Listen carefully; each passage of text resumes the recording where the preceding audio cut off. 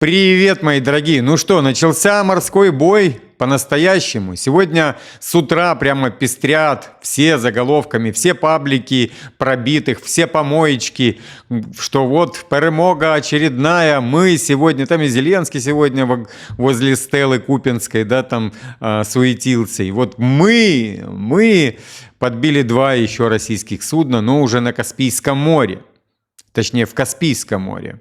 Ну и ответка не заставила себя ждать. Бабах. У России больше возможностей подбивать суда. Они как-то будут тонуть, и в океанах, и где угодно. Есть же подводный флот, который будет где-то всплывать. Даже можно не всплывать и гасить эти суда. Потому что каждое судно, как уже говорили аналитики западные, можно в прямом смысле, да, там, подключить к украинской помощи, что косвенно оно или не косвенно, тем более Америка уже захватила судно одно, туда возле возле Венесуэлы, поэтому морской бой как бы начинается. А это очень плохо для всей мировой экономики. Немцы посчитали, что можно только российский флот подбить, и российская экономика ляжет, но как-то они не посчитали, что Россия положит весь немецкий флот, голландский флот, который тоже не маленький, датский, норвежский, финский. Все вот эти страны, которые именно зарабатывают на этом деньги, будут под водой плавать, рыб кормить. Ну, Трамп тоже делал заявление, что Зеленский очень хочет сделать Третью мировую. Ну, это не он. Зеленский у нас это всегда был фасадом. Поехали. Горячий в порту Одессы турецкий сухогруз перевозил электрогенераторы. Турецкий, подчеркну. Потому что Турция дает добро на то, чтобы эти суда подбивали. Причем возле ее берегов это делается. И они не спасают экипажи, чтобы вы понимали. А сейчас турецкое судно, такой намек, причем одновременно с этим Путин встречался с Эрдоганом, дорогие мои. Среди груза, точнее не встречался, по-моему, созванивался, среди груза судна Сенк-Роро были электрогенераторы. На палубе сухогруза видны контейнеры фирмы Акса, которая производит дизельные, бензиновые и газовые генераторные электростанции. Страной назначения по документам значилась Румыния. Но каким-то образом сухогруз оказался в Одесском порту. Ух ты, да? И вот это вот именно по-турецки, да, дорогие мои, там, рассказывать про мир, говорить Украине «сдавайся», и при этом провозить оружие и продавать им. Ну и вот как оно выглядит, дорогие мои. То, что произошло. Вот я недолго буду, у меня есть видео полностью в телеграм-канале, вот это судно горит. Потому что забанят я не хочу. Я вот уже буду собирать материалы на YouTube, подавать в суд. Потому что за вот эту блокировку, эта блокировка была чистая заказуха, и YouTube отыграл в этой заказухе. И тоже хочется за это поднаказать. Поехали! Потому что я здесь прав. Прав на 100%, и этот суд можно выиграть. У нас после хорошего там шнапсового отдыха проснулся Рёбки. Вот, и подтвердил полный захват Северска россиянами. Шокирующим является тот факт, что украинская оборона в Северске рухнула в течение нескольких дней после вторжения российских войск. В северо-восточную часть города, где когда-то проживало 10 тысяч человек, российские войска теперь захватили город, который в течение 40 месяцев сдерживали на их восточной окраине. Потому что тактику поменяли, и все по-грамотному. Вас сосали в одном месте, они там сегодня просто все паблики пестрят, что они там в Купинске кого-то зажали, где-то отбили какой-то кусочек Купинска, прилетело это чмо, сняло видео, как он там с телефоном, жалкое причем это чмо, как он там с телефоном снимается возле Стеллы. Мы все знаем, когда он возле Стеллы, дорогие мои, это всегда плохо заканчивается. Западные издания подтверждают, в рамках предложенного мирного плана Трампа предусмотрено вступление Украины в Евросоюз к 2027 году. Как сообщает FT со ссылкой на источники, знакомые с деталями документов в проекте соглашения, указана конкретная дата. Это 1 января 2027 года, до которой Украина должна стать полноправным членом ЕС. Тут есть «но». Украинские медиа ранее также сообщали о наличии такого пункта в переговорах между Киевом и Вашингтоном, проводимым при участии Брюсселя. Включение даты вступления в ЕС в текст мирного соглашения фактически делает членство необратимым, отмечают собеседники. Ну, вы же знаете, за що хлопцы вмирали. Вот это и будет у него. Он будет идти на выборы. Вот я в ЕС в 27 году, поверьте, будете там. Теперь слушаем внимательно. При этом европейские дипломаты выражают обеспокоенность. Столь ускоренное присоединение Украины может подорвать принцип поэтапного и основанного на выполнении критериев процесса расширения. Ведь Киев официально не завершил, внимание, ни одного из 36 необходимых этапов. Это что, Трамп котлету хочет подложить такую, знаете, коричневую в Европу? Так, сегодня в Минск прибыла делегация из Америки, и вот батя встречал, слушай. Always a pleasure. Жон, погода у нас совсем отвратительная. Good to see you. Я рад вас видеть. Я также. Дмитрий. Привет. Как поживаете? Ну, живой еще, конечно. Самое главное. Сара, привет. Жон, я поздравляю тебя с новым назначением. Ты сейчас главный по Беларуси у нас. Передайте Трампу, что мы что-то должны сделать в связи с этим, и мы сделаем. Окей. Батя опять заинсайдил. А тот такой, окей, мы передадим обязательно. Ну, какой-то инсайдик-то был, понимаете? Батя Трамп передал, чтобы мы что-то сделали, и мы что-то сделаем. Ну, посмотрим. ВСУ заявили об ударе по 2 российским судам в акватории Каспийского моря у побережья Калмыкии. Дорогие мои, ВСУ. А напишется на этом, что это ССО, силы специальных операций. По утверждению украинской стороны, целью атаки стали суда композитор Рахманов и Оскар Сариджа, якобы перевозившие оружие и технику. Якобы. То есть мы можем даже уже, знаете, брать не 100%, а якобы. И на якобы уже можно топить весь флот. Ну, всех, да, вот. Якобы немецкое судно, вот турецкое судно якобы. Вроде бы. До нас доходили слухи. А что такое? Не перевозила? Ой, ну извините, мы думали, что якобы перевозила. Оба судна находятся под санкциями США за участие в перевозках военных грузов между Россией и Ираном. Все, Россия может все суда под санкции, и все. Все суда находились под санкциями. Это судно находилось под санкциями. За якобы, понимаете? Вот, за участие какое-то. Накануне СМИ также сообщали о первом ударе украинских дронов по российским нефтяным платформам в Каспийском море. Российская сторона эти заявления официально не подтверждала, заявив лишь о сбитии беспилотников в регионе. Фото и видео подтверждения ударов на данный момент отсутствуют. Да, они показывали платформу Украина, но не горящую. Ну, как обычно, дорогие мои.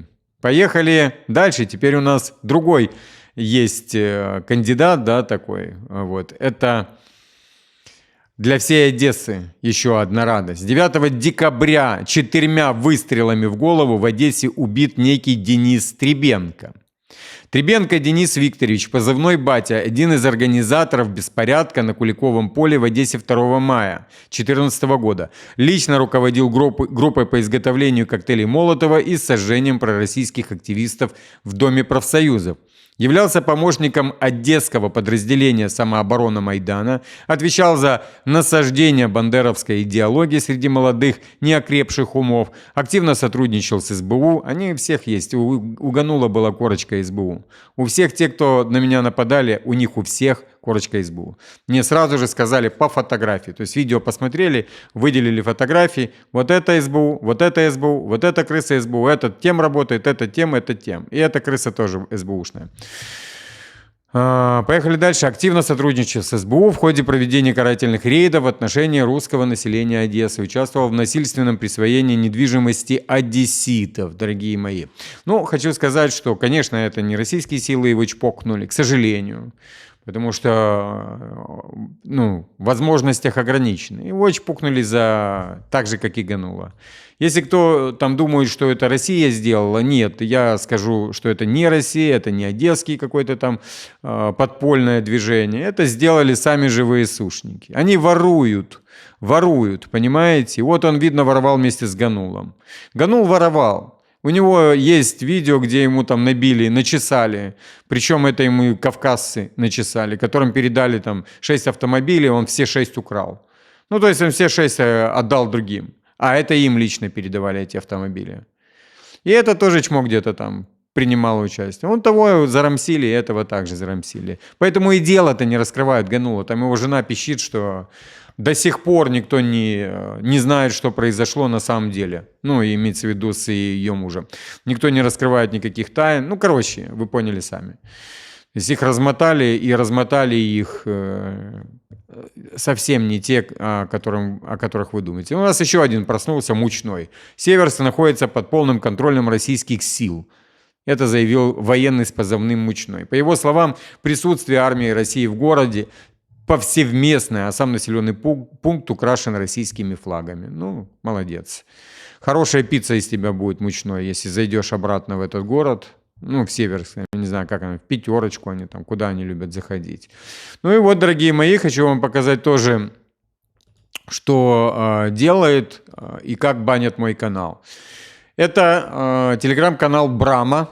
Вот. Это телеграм-канал официальный канал Telegram от киберполиции. И вот они выложили 11 числа, то есть это в день разблокировки моего канала, чтобы мой канал, вот он как раз первый, там еще агент Кремля идет следующий, там еще какой-то, я не знаю этих ребят, вот, первым в задании для того, чтобы кидали жалобы. Вот то же самое произошло перед баном. То есть они выложили, я отреагировал в YouTube, YouTube не отреагировал на это, и снесли мне, ну не снесли, они мне сделали страйк одним видео. И я вот на основании вот этих фактов, да, буду подавать в суд. Серьезно, вот я разберусь с этими судами, которые у меня, а потом, да, я с адвокатами буду подавать в суд, потому что на втором, на резервном канале, это же видео не нарушило никакие правила, и по сей день оно там находится. Это чтобы вы понимали. Одно и то же видео. На моем канале нарушило правила, получил бан. На резервном канале он до сих пор показывается и никаких правил не нарушает до сих пор. Как-то интересно. И вот кто это делает. То есть они накидывают жалобы на определенную секунду. И YouTube, и в YouTube, в их конторе, то есть в команде YouTube сидит их же какой-то вафледрон, который именно и он реджектнул за 2 минуты. Нельзя посмотреть видео на 28 минут. Он реджектнул. То есть сделал отказ сразу же, автоматический отказ. А мне написала команда YouTube, что он просмотрел внимательно, конечно. А что же он не посмотрел видео, которое лежит уже, бог знает сколько, 7 дней. Там же оно лежит, в YouTube, но на другом этом. Поехали. Дональд Трамп подтвердил, что его план мирного урегулирования по Украине предполагает территориальный раздел. Достичь соглашения сложно, потому что придется делить территории. Это как сделка с недвижимостью, только в 1000 раз сложнее. Он также сообщил, что в субботу запланирована встреча с европейскими партнерами по вопросу Украины, но участие США пока под вопросом. Мы примем участие только если решим, что есть реальные шансы завершить войну. Мы не хотим тратить время впустую. Посмотрим, поедем или нет, уточнил президент. Кроме того, Трамп предупредил, если конфликт в Украине не будет остановлен, он может перерасти в Третью мировую. Но, как мы видим, морской бой-то и начинается. Все продолжают играть в эти игры, но все это может закончиться глобальной войной. Мы не хотим этого допустить, подчеркнул он. Да почему же он тогда смотрит, как топят российские суда и молчит? И даже сами принимают участие в захвате венесуэльских суден. Тоже интересно, да? Поехали. Подоляк сегодня прованивал немножечко в Лемонт. Украина готова согласиться на вывод войск из Донбасса, заявил Лемонт советник Подоляк. Мне нравится это, слушайте, однако, да? Однако. Везде вот это однако. Из его слов следует, что Украина требует отвода не только своих войск, но и российских. По обе стороны линии должны существовать демилитаризованная зона. Необходимо будет определить логически и юридически, следует ли вывести, бла-бла-бла-бла-бла. Будем это слушать? Нет. На одном однако можно уже останавливать это все. Поехали. Пример Словакии. Фице, такой еще любитель переобуться, заявил, что его страна не станет поддерживать выделение Украине так называемого репарационного кредита. Ну да, это значит, Урсула, дай денег, и мы решим, мы будем на вашей стороне. Словакия не будет частью планов, которые лишь подвергнутся страданию на предстоящем Европейском совете. Тоже давайте не будем читать. Вот вы увидите. Предстоящий Европейский совет, Урсула ему там добавляет еще 3 миллиарда евро к субсидиям, и нормально он вообще без угрызения совести он продолжает топить за то, что нужно, дорогие мои. Зеленский не поддерживает предложенный план Трампа завершения войны. Это говорит сам Трамп. Я думал, что мы очень близки к заключению соглашения с Россией. Я думал, что мы очень близки к заключению соглашения с Украиной, по сути, за исключением самого Зеленского. Его людям нравится этот проект, а вот ему нет. Трамп подтвердил, что в проекте мирного соглашения есть 4-5 пунктов, в частности, те, которые предусматривают раздел территории. Дорогие мои, либо это такая игра интересная, у Трампа есть все возможности уничтожить Зеленского, даже аккуратно и побыстрее. Если бы он начал это делать 10 месяцев назад, это бы уже... Да какой 10 месяцев? Уже 11 месяцев. Европа должна помочь Украине сделать сложный выбор. Внимание, это глава МИД Турции о мирных переговорах с Россией. И тут же они разрешают бомбить российские корабли, и тут же они привозят под видом генераторов якобы в Румынию, но в Одессу оружие. Такая игра, да, вот по-турецки можно так сказать. А все дураки, никто ничего не понимает. Война никого ничему не научила, дорогие мои. Поехали дальше. У нас послы ЕС сделали возможным бессрочное замораживание активов России, сообщил корреспондент «Радио Свобода» Рикард Йозвяк.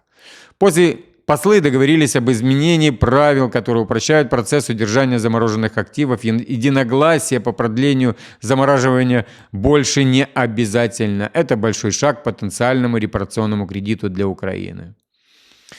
Как только, дорогие мои, они его распаковывают, война переходит просто в форму более жестокой, агрессивной, ну именно в 2.0, а дальше она может уйти в эскалацию на Третью мировую. Ну, как Путин говорил, что все ракеты, наверное, уже заряжены, по Европе жахнут, и там не с кем будет договариваться.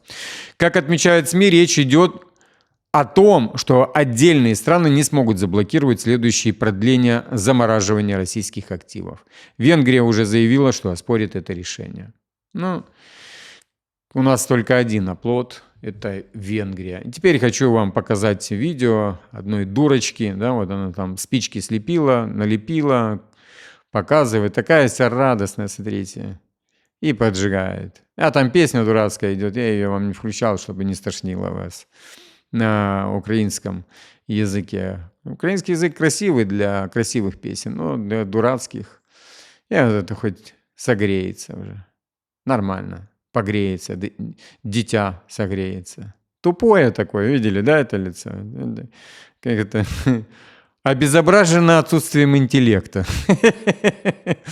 И все. Ну, повеселила дурочка, ну что поделать, дурочка и все. Ну, видно, да, что где-то сидит в какой-то избушке своей, в этом, я не знаю, как это называть, в бушлате, что ли. Ну, глаза тупые, ну и нормально, и хватит. Зато поддержала куча таких же дурочек, как она. Окей, дорогие мои, готовлю сейчас новости к... Ну, и видите, что происходит.